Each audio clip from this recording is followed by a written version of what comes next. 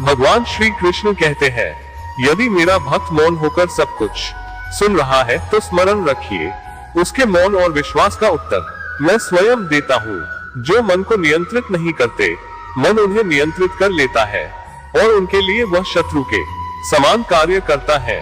मैं सभी जीवों में विद्यमान हूँ, मैं चींटी में भी विद्यमान हूँ और हाथी में भी विद्यमान हूँ।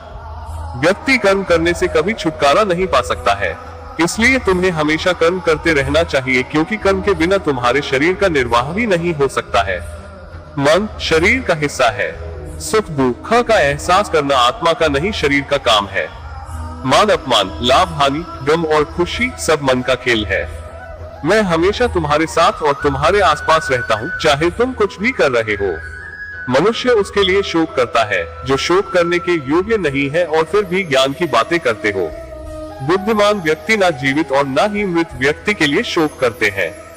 मोहग्रस्त होकर अपने कर्तव्य पथ से हट जाना मूर्खता है, क्योंकि इससे ना तो तुम्हें स्वर्ग की प्राप्ति होगी और ना ही तुम्हारी कीर्ति बढ़ेगी।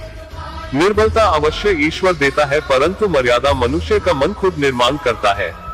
विषयों का चिंतन करने से विषयों की आसक्ति होती है, आसक्ति से इच्छा उत्पन्न होती है और इच्छा से क्रोध होता है, क्रोध से सम्मोहन और अविवेक उत्पन्न होता है। अमीर बनने के लिए एक एक क्षण संग्रह करना पड़ता है, किंतु अमर बनने के लिए एक एक कण बांटना पड़ता है। जन्म लेने वाले के लिए मृत्यु उतनी ही निश्चित है जितना कि मृत होने वाले के लिए जन्म लेना। इसलिए जो अपरिहार्य है उस पर शोक मत करो। क्रोध से भ्रम पैदा होता है, भ्रम से बुद्धि व्यग्र होती है और जब बुद्धि व्यग्र होती है तब तर्क नष्ट हो जाता है। जब तर्क नष्ट होता है तब व्यक्ति का पतन हो जाता है। धर्म युद्ध में कोई भी व्यक्ति निष्पक्ष नहीं रह सकता है। धर्म युद्ध में जो व्यक्ति धर्म के साथ नहीं खड़ा है, इसका अर्थ है वह अधर्म का साथ दे रहा है, वह अधर्म के साथ खड़ा है। अगर कोई मनुष्य हमारे साथ बुरा कर रहा है तो उसे करने दो, यह उसका कर्म है और समय उसके कर्म का फल उसे जरूर देगा। लेकिन हमें कभी भी किसी के साथ बुरा नहीं करना चाहिए, क्योंकि यही हमारा धर्म है।